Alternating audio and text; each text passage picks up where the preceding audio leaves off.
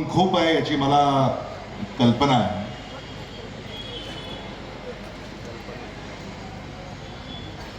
पण तुम्ही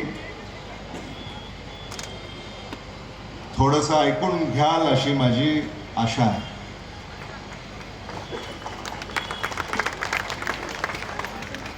त्यामुळे जेवढं ऊन तुम्हाला लागतंय तेवढं मला सुद्धा लागतंय. आज गंगाखेड इथे पहिल्यांदाच मी येतोय आणि सिद्धार्थ हत्ती अंबेरे हे गेल्या काही दिवसापासून माझ्याकडे आग्रह धरत होते. गंगाखेड नगर परिषदेच्या निवडणुकीच्या प्रचारासाठी आणि आपल्या भेटीसाठी मी यावं. आणि आज आपल्या भेटीचा योग आला आणि तुमच्या डोळ्यामध्ये जे माझ्या प्रति प्रेम मला पाहायला मिळतंय याबद्दल मी आपला आभारी आहे. आपले धन्यवाद मी आज या ठिकाणी व्यक्त करतो. आणि मला याची कल्पना आहे की हे प्रेम हे आदरणीय विलासराव देशमुख साहेबांच्या प्रती असलेला आपला आदर याचं हे प्रतीक आहे. आदरणीय विलासराव देशमुख साहेबांना तुम्ही खूप प्रेम दिलं.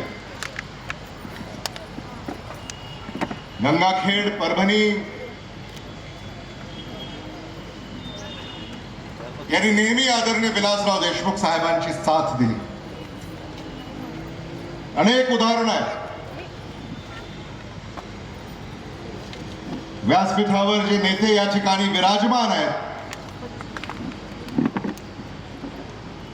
हे त्याचं द्योतक आहेत. आदरणीय सुरेश देशमुखांनी ज्याचा उल्लेख केला, परभणी जिल्ह्यामध्ये सगळ्याच पक्षामध्ये जे आता नेते कार्यकर्ते तुम्हाला दिसतात ते एकेकाळी काँग्रेसमध्ये होते. पण मला अभिमान आहे या व्यासपीठाचा आणि या व्यासपीठावर विराजमान असलेल्या आमच्या नेत्यांचा आणि कार्यकर्त्यांचा,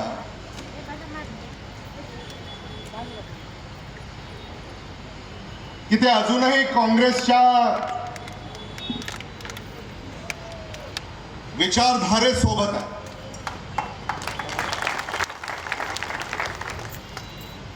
गंगाखेडची सुद्धा तीच विचारधारा आहे असं मी म्हणालो तर ते चुकीचं होऊ नये. काँग्रेसची काय विचारधारा आहे? सर्व धर्म समभाव.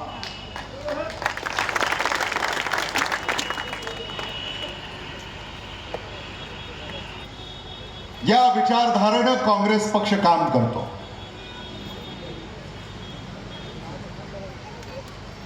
भारतीय जनता पक्षाची काय विचारधारा आहे? सर्व धर्म भेदभाव.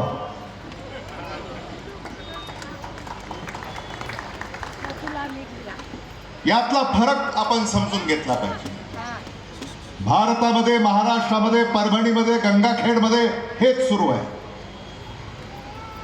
मतदारांनी सावध असलं पाहिजे.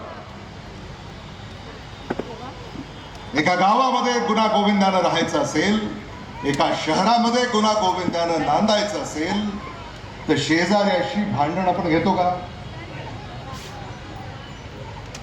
तुम्ही स्वतः विचार करा. एखादा आपला शेजारी आणि त्याच्या बरोबर रोज आपलं भांडण आहे, नांदता येईल का गुण्यागोविंदानं? साधा विचार आहे. काँग्रेसच्या काळामध्ये असं कधीही वातावरण नव्हतं.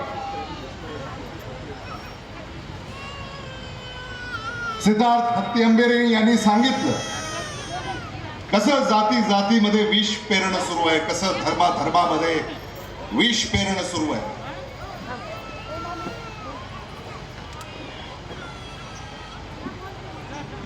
महाराष्ट्र सरकारने हे करावं ही शोकांतिका.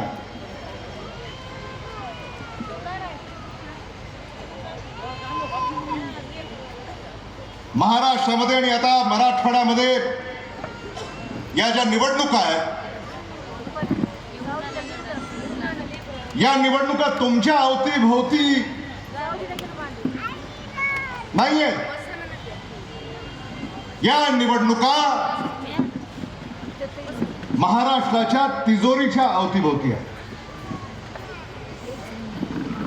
तुमची काळजी नाहीये, तुमचा विचार सुद्धा यांना स्पर्श करत नाही. पण यांना ज्या विचारानं हे झपाटलेले आहेत तो विचार म्हणजे महाराष्ट्राची तिजोरी. पाहताय ना टीव्हीवर, वर्तमानपत्रामध्ये वाचताय, सामाजिक माध्यमांवर तुमच्यापर्यंत पोहोचतंय.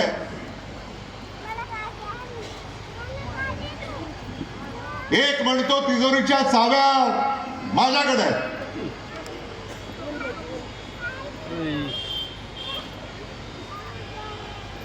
दुसरा म्हणतो असतील तिजोरीच्या चाव्या तुझ्याकडं, पण तिजोरीचा मालक हा माझा आहे. लगेच तिसरा म्हणतो असेल एखाद्याकडं तिजोरीची चावी, असेल दुसरा तिजोरीचा मालक. तिसरा काय म्हणतो, तिजोरीतला जो माल आहे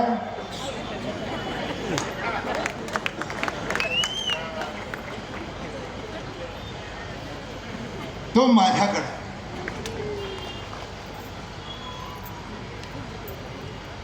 या महाराष्ट्रामध्ये हे तुम्ही चालू देणार आहात का?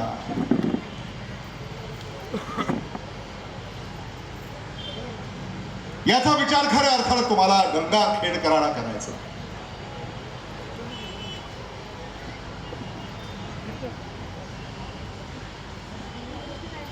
आणि म्हणून आता तुमच्या मताची बोली लावण्याचा प्रयत्न होणार आहे.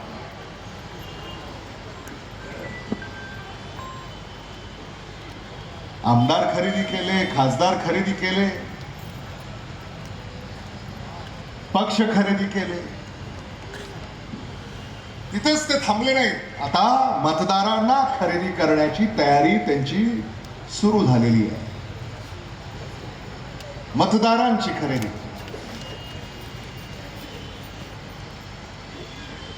या महाराष्ट्रातला मतदार, या मराठवाड्यातला मतदार, या परभणीचा मतदार, या गंगाखेडचा मतदार हा बिकाऊ नाही आहे. गंगाखेडच्या मतदारांना विकत घेणारा माळिका लाल अजून जन्माला यायचा आहे. हे दाखवून द्या तुम्ही 2 डिसेंबर रोजी. हे मत गंगाखेडच्या भवितव्यासाठी, गंगाखेडच्या परिवर्तनासाठी, गंगाखेडच्या विकासासाठी, गंगाखेडच्या बंधुभावासाठी, गंगाखेडच्या इतिहासासाठी, गंगाखेडच्या संस्कृतीसाठी. जनाबाईची ही भूमी आहे, संत जनाबाई. मराठवाडा ही संतांची भूमी म्हणून आपण ओळखतो. पण आता ही शैतानाची भूमी होत चाललेली आहे. तुम्ही राम म्हणून घेताना स्वतःला, मला त्यांना हे सांगणं आहे, राम तेरी गंगा मैली हो गई, राम तेरी गंगा मैली हो गई, पापियों के पाप धोते धोते. आहे ना गंगा आपल्याकडं, गंगाखेड. दक्षिणेची गंगा म्हणून आपण आपल्या गंगेला ओळखतो. आणि अशा या राजकारणाचा बंदोबस्त तुम्हाला गंगाखेड इथं करावा लागेल. गंगाखेड एक संदेश दिला पाहिजे. गंगाखेडच्या संदेशाला एक अनन्यसाधारण महत्व. तुम्ही एकदा इथून संदेश दिला की तो पहिल्यांदा जाईल नाशिकला आणि मग दुसऱ्यांदा जाईल वाराणसीला.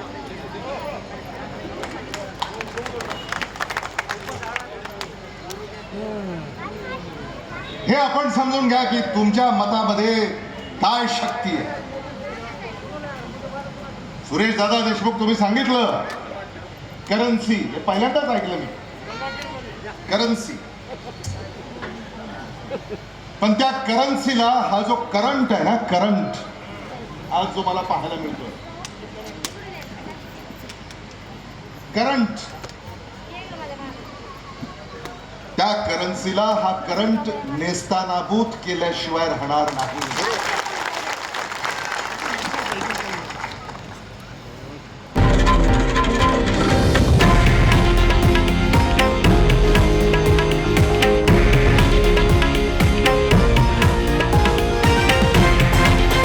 हे आहे देशातील नंबर 1 न्यूज नेटवर्क आणि आपण पाहत आहात TV9 मराठी, एकमेव.